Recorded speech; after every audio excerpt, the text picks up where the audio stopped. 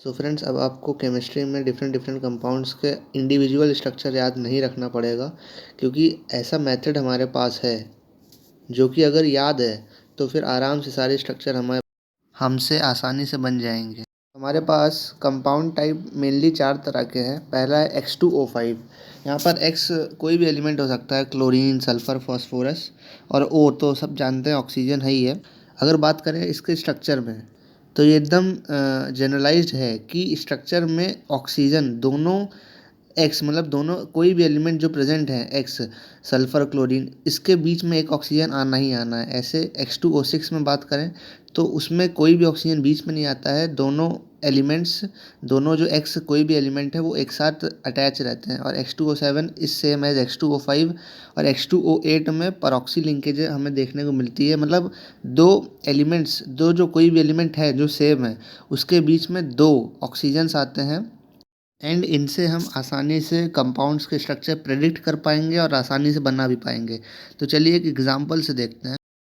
अगर बात करें पहले एग्जांपल की Cl2O6। यहाँ पर जो हम कोई भी एलिमेंट कंसिडर कर रहे थे, यहाँ पर वो क्लोरीन है, मतलब X is equals to chlorine. Okay, जैसा हमने वहाँ डिस्कस किया, H2O6 का स्ट्रक्चर XX टाइप होता है।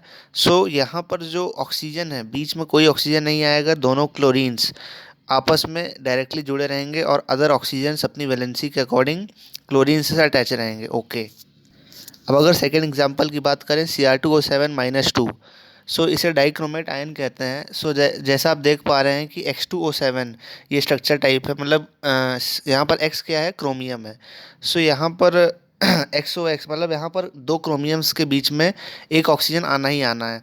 और इसका स्ट्रक्चर आप देख पा रहे होंगे, ये स्ट्रक्चर मैंने जानबूझ के ऐसा बनाया है ताकि हमें इससे एक और नॉलेज मिले कि जो बॉन्ड एंगल होता है CrOCr में, जो बॉन्ड एंगल होता है Cr2O7-2 में, वो होता है 126 डिग्री। ये इंपॉर्टेंट है, ये मतलब पूछा जाता है, इसे आप याद रखना। एंड थर्ड एग्जांपल H4P2O8, इसका नाम है परऑक्सो डाइफॉस्फोरिक एसिड। यहाँ पर भी अगर H4 है तो कोई बात नहीं, वो ऑक्सीजन से अटैच होकर वो H हाइड्रोजन बैलेंस हो जाएगा।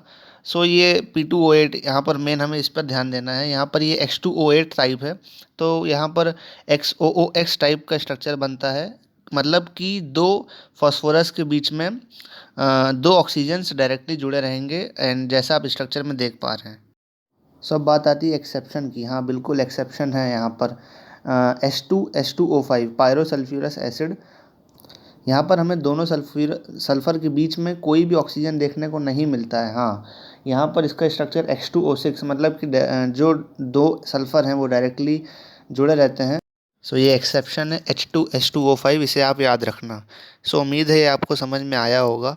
इससे आपके इनऑर्गेनिक केमिस्ट्री के बहुत से कंपाउंड्स एक ही बार में बन जाएंगे, चाहे आप VSC-PR थ्योरी पढ़ें या कहीं पर भी पूरी केमिस्ट्री में कहीं पर भी कंपाउंड बनाना हो।